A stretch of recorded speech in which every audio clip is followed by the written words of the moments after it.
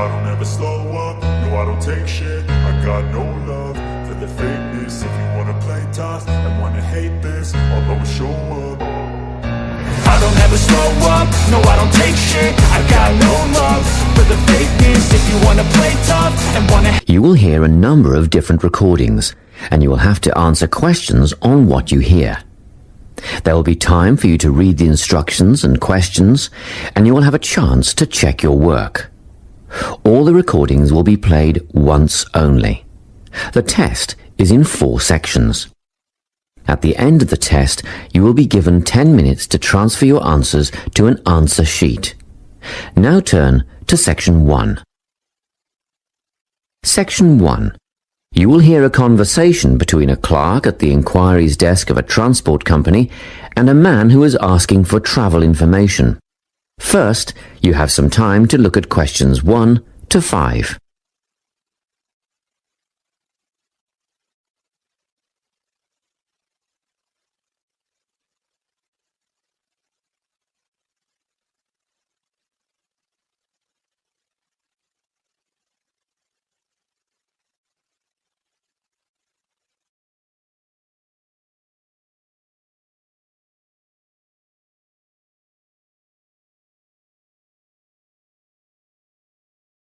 Now we shall begin. You should answer the questions as you listen, because you will not hear the recording a second time. Listen carefully and answer questions 1 to 5. Good morning, Travellink. How can I help you? Good morning. I live in Bayswater and I'd like to get to Harbour City tomorrow before 11 a.m. Well, to get to Bayswater... No, I live in Bayswater. My destination is Harbour City. Oh, sorry. Right, so that's Bayswater to Harbour City. Are you planning to travel by bus or train? I don't mind, really. Whichever option is faster, I suppose. Well, if you catch a railway express, that'll get you there in under an hour. Let's see. Yes, if you can make the 9:30 a.m. express, I'd recommend you do that. Great. Which station does that leave from? Helendale is the nearest train station to you. Did you say Helensvale? No, Helendale. That's Helendale. What's the best way to get to the Helendale station then? Well, hang on a minute while I look into that. Now, it seems to me that you have 2 options. Option 1 would be to take the 7:06 bus from the Bayswater Shopping Centre to Central Street. When you get there, you transfer to another bus which will take you to the station. Or the second option, if you don't mind walking a couple of kilometres, is to go directly to Central Street and get straight on the bus going to the train station. OK, which bus is that? The 792 will take you to the station. I guess the walk will be good for me, so that might be the better option. What time do I catch the 792? There are 2 buses that should get you to the station on time, one just before 9 o'clock and one just after. But look, at that time of the morning it might be better to take the earlier one, just in case there's a traffic jam or something. The 8:55 is probably safer than the 9:05. Yeah, I don't want to miss the train, so I'll be sure to get on the 5 to 9 bus. Before you hear the rest of the conversation, you have some time to look at questions 6 to 10.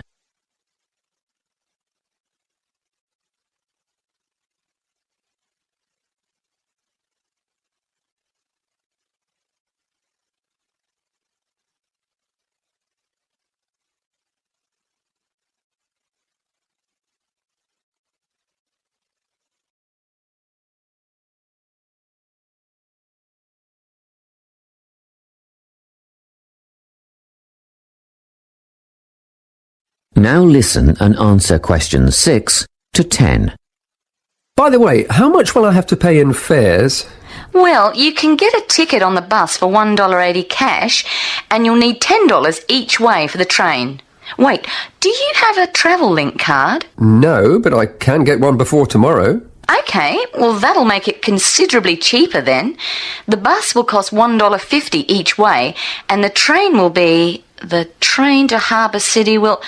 still costs $10 because you'll be travelling during peak hours in the morning, so no savings there, I'm afraid. However, if you could come back at an off-peak time... What does that mean? Well, if you could start your return journey before 5 p.m. or later than 7:30 in the evening... Actually, I wasn't planning on coming back till at least 8 o'clock anyway. Oh, in that case, you can make quite a saving if you use your travel link card.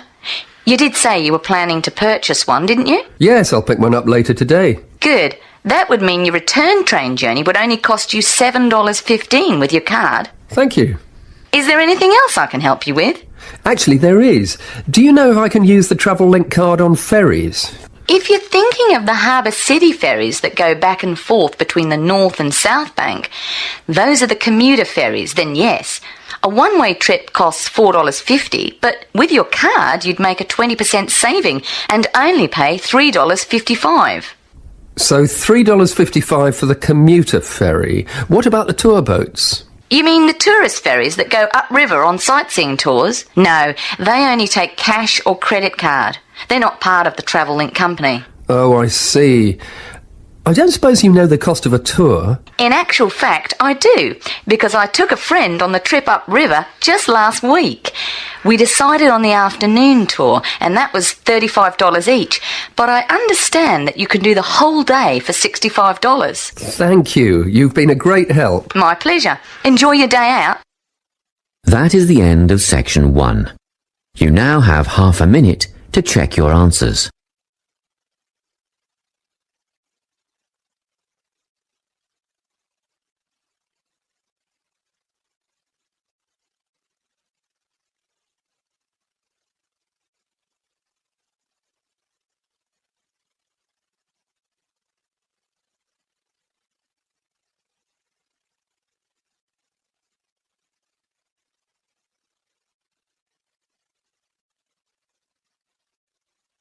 Now turn to Section 2. Section 2. You will hear a guidance counsellor talking to a group of students. First, you have some time to look at questions 11 to 14.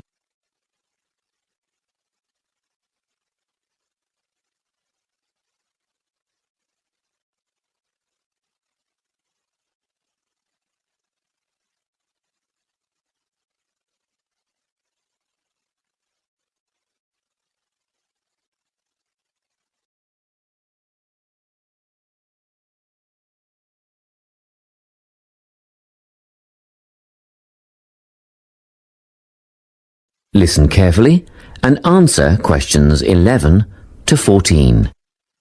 Hello everyone. I'm the Counselling Administrator here at St Ives College, and I've been asked to come and talk to you about our counselling team and the services that we offer. We have 3 professional counsellors here at St Ives, Louise Bagshaw, Tony Denby and Naomi Flynn. They each hold daily one-on-one sessions with students, but which counsellor you see will depend on a number of factors. If you've never used a counsellor before, then you should make an appointment with Naomi Flynn. Naomi specialises in seeing new students and offers a preliminary session where she will talk to you about what you can expect from counselling, followed by some simple questions about what you would like to discuss. This can be really helpful for students who are feeling a bit worried about the counselling process. Naomi is also the best option for students who can only see a counsellor outside office hours. She is not in on Mondays, but starts early on Wednesday mornings and works late on Thursday evenings, so you can see her before your first class or after your last class on those days. Louise staffs our drop-in centre throughout the day. If you need to see someone without a prior appointment, then she is the one to visit. Please note that if you use this service, then Louise will either see you herself or place you with the next available counsellor. If you want to be sure to see the same counsellor on each visit, then we strongly recommend you make an appointment ahead of time. You can do this at reception during office hours or by using our online booking form. Tony is our newest addition to the counselling team. He is our only male counsellor, and he has an extensive background in stress management and relaxation techniques. We encourage anyone who is trying to deal with anxiety to see him. Tony will introduce you to a full range of techniques to help you cope with this problem, such as body awareness, time management, and positive reinforcement. Before you hear the rest of the talk, you have some time to look at questions 15 to 20.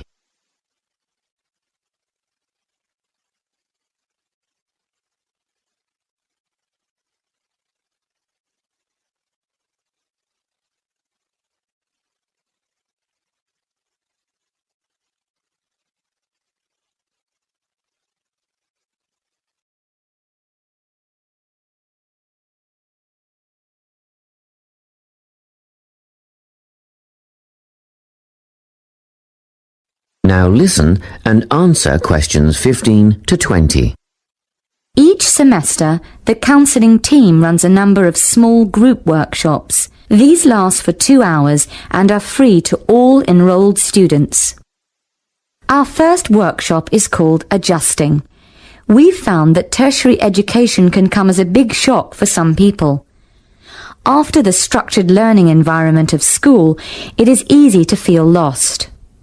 In this workshop, we will introduce you to what is necessary for academic success. As you might expect, we're targeting first-year students with this offering. Getting organised follows on from the first workshop. Here, we're going to help you break the habit of putting things off, get the most out of your time, and discover the right balance between academic and recreational activities.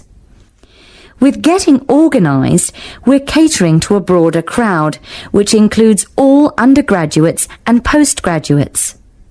Next up is a workshop called Communicating. The way people interact here may be quite different to what you're used to, especially if you've come from abroad.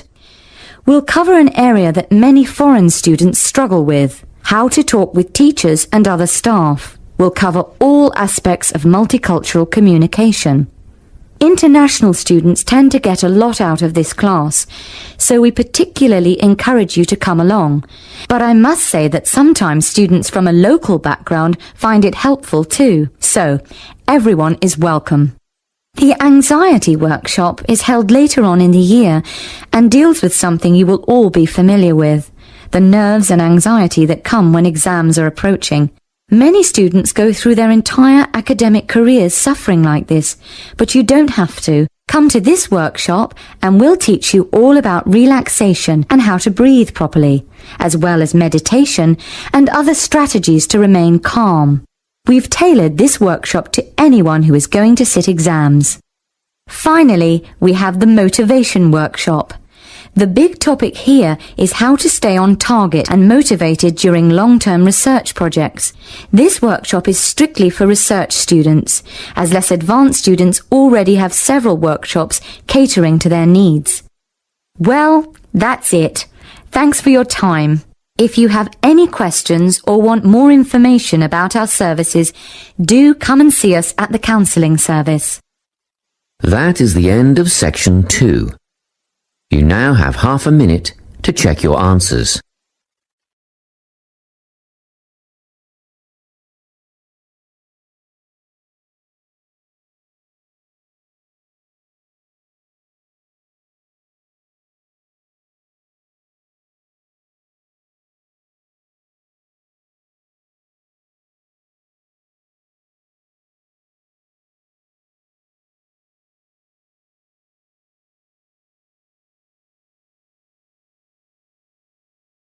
Now turn to Section 3.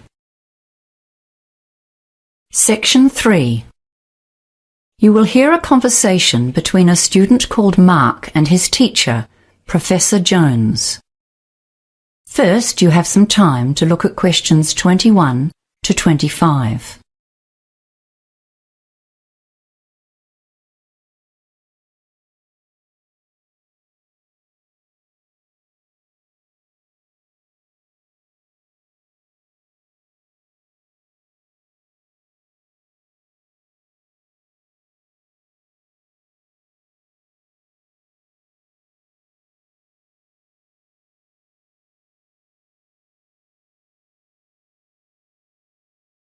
Now listen carefully and answer questions 21 to 25. Hello, Mark. What can I do for you? Oh, hi, Professor Jones. I've come to ask you a big favor. Let me guess, Mark. You want more time for your essay assignment. You're the third student I've seen today, all with the same request. It beats me why a few people leave their planning to the last minute and then think that they can come at a day's notice and get a reprieve. It's really not fair to all the students who are well planned and organized, is it? Yes, you're right, and I'm really sorry I need to ask. I've never asked for an extension before. So, Mark, why should I grant you an extension when I said no to everyone else today? Well, Professor Jones, I really do have a valid reason. It's not just the usual, like I have a cold, and I have a certificate from my doctor, or my computer crashed and I lost all my data. I wouldn't bother you with those old excuses. You see, my twin brother was planning to get married next weekend, but last week his girlfriend told him the wedding was off, and he landed on my doorstep. He was really upset. I couldn't just tell him to go away because I was busy, and of course I would have had 3 assignments due this week, and all my study plans just went out the window. I see. So why didn't you come to see me a week ago when your brother first turned up? Because I was hoping I would still be able to get it done, but I just can't manage it. Well, actually I have written the required number of words more or less, but frankly I feel it's terrible. I don't want to let myself down by handing it in as it is at the moment, and I really don't want to drop my grade point average by getting a low mark on this assignment. Well, the course handbook states very clearly that at least 5 days' notice is required for any extension, except in emergencies. Those rules were designed to make it fair for everyone, you see. You're supposed to submit a request on the proper form, and you can send it by email. And you also need to make an appointment and discuss your request in person, as you have done now. Your problem does come very squarely under the family issues category, so you probably would have got some extra time if you'd done that. I'm not really inclined to grant this request now, you know. Yes, I know I've really messed up. I suppose I'll just have to hand it in as it is and take a lower grade. Before you hear the rest of the conversation, you have some time to look at questions 26 to 30.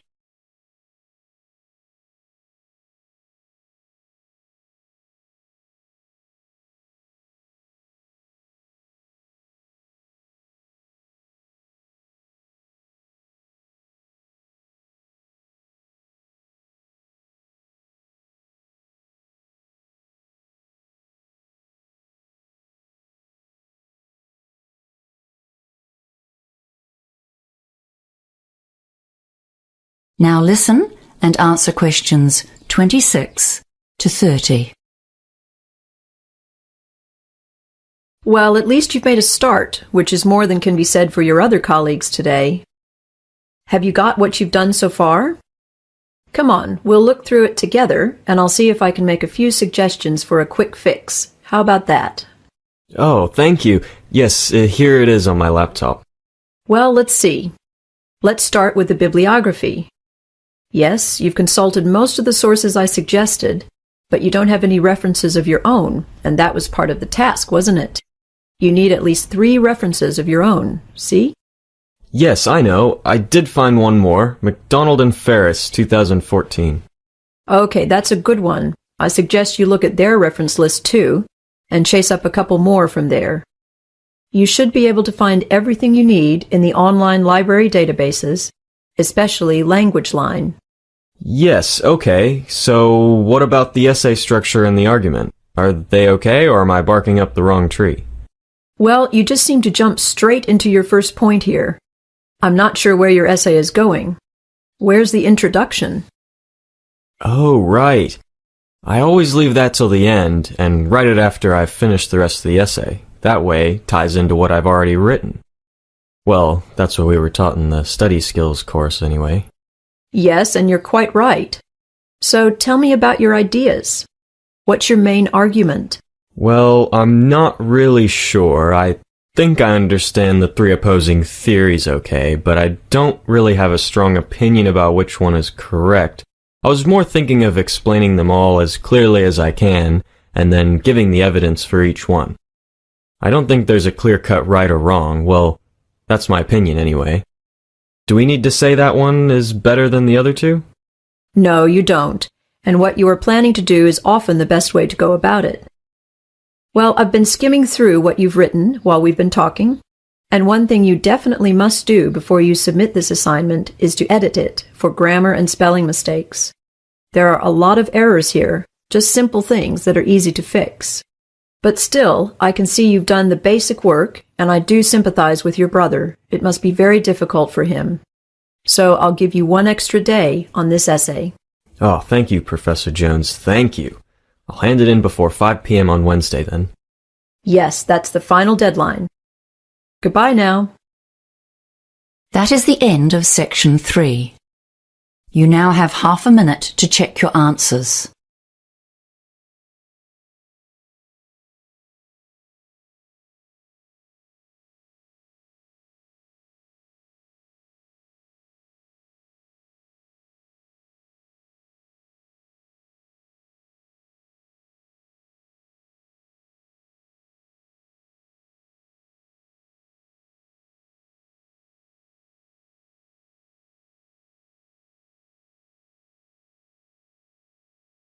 Now turn to section 4.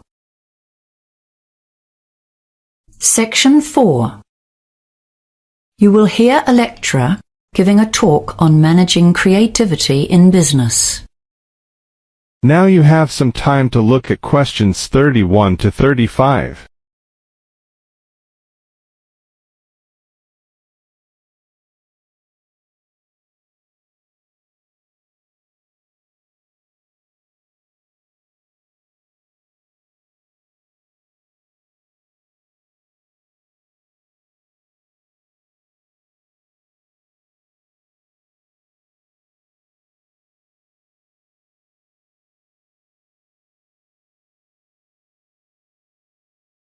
Now listen carefully and answer questions 31 to 35.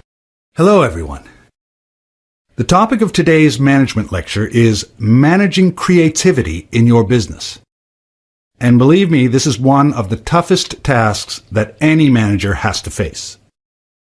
How do you lead and control the staff whose job it is to create new business and product ideas for you? They are the ones full of creativity and imagination, so they need to have a lot of freedom. After all, they are the people who are paid to come up with new ideas. Controlling staff who are at the forefront of innovation will be one of your most challenging tasks. After all, creativity implies freedom of thought and action. Management styles used to be different, especially in manufacturing. In the factory, staff would be told what to do and how to do it, with a watchful eye kept on them. In that setting, standardization was important for efficiency and product quality. Work could be exceptionally boring, and there was no place for individuality. Now, of course, robots have taken over many of the exacting repetitive tasks. Nowadays, we employ far more people to generate business than to manufacture products. It's very competitive out there. Innovation. That's what our modern consumer craves. Successful companies have got the message. We need lots of new ideas. And now we employ bright young minds to come up with them. However, these ideas have to be implemented to make a change to our profits. So we have to find staff with entrepreneurial flair and be ready to listen to them and support them to follow through on their ideas. We need to supervise without stemming the flow of ideas or sending the brightest minds to work for the opposition. Creative people won't welcome us always looking over their shoulder and checking up on what they are doing. One of the most common ways that management handles this problem of keeping people working along company lines is by establishing achievement targets, like money earned, products developed, or clients gained. These targets are a useful guideline, but they have a downside. Young, enthusiastic staff will be very keen to meet these targets, and some of them might potentially use illegal means or behave unethically in order to meet requirements. For example, by offering bribes to gain sales, or making their sales numbers or earnings look higher than they are, or even threatening or criticizing other staff to get a job completed. Achievement targets are often linked directly to performance bonuses, and this can make a bad situation worse. So as you can see, the standard management techniques can create inherent problems both for the individual and for the company. Now you have some time to look at questions 36 to 40.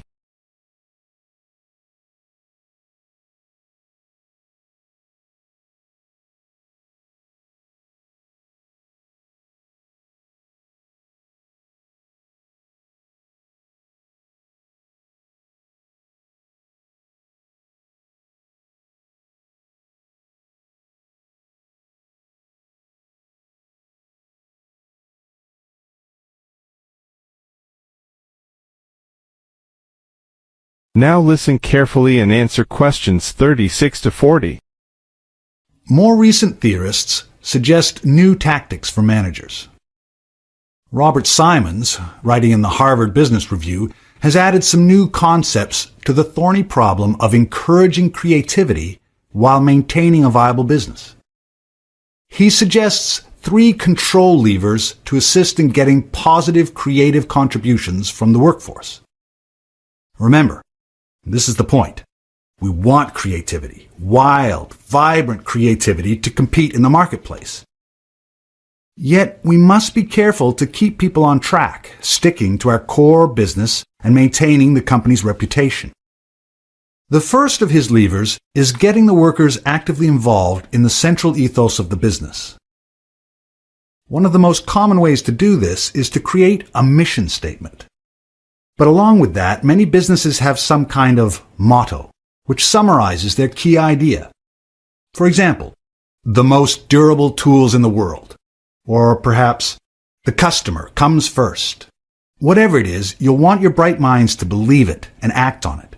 So Robert Simons suggests that it should be developed with staff input, letting them feel like part of the operation. After all, their jobs depend on it. A second lever was once described by Charles Christensen, professor at Harvard Business School, as the power of negative thinking. You can't continually instruct your creative minds on what they should do. They are meant to be inventing, leading, not following, and telling them what to do is counterproductive. But you can tell them what not to do, which potential products are not related to the company's objectives, or which strategies or behaviors are unacceptable. This is a tactical ploy to maintain the company's integrity. It's absolutely vital to establish boundaries to assist in controlling innovation without suppressing it. The third lever is basically sitting down with your crew to share ideas about the business. As manager, your duty is to stay abreast of the external factors such as who's competing in your market, how well is the company doing this month? And are you losing or gaining money? Is there some new product seducing your customers? This lever is called interactive control. This means you talk to your innovators and communicate honestly and clearly about your perceptions of what's happening in the market. You encourage them to share their ideas and make plans together for the future. That is the end of section 4. You now have half a minute to check your answers.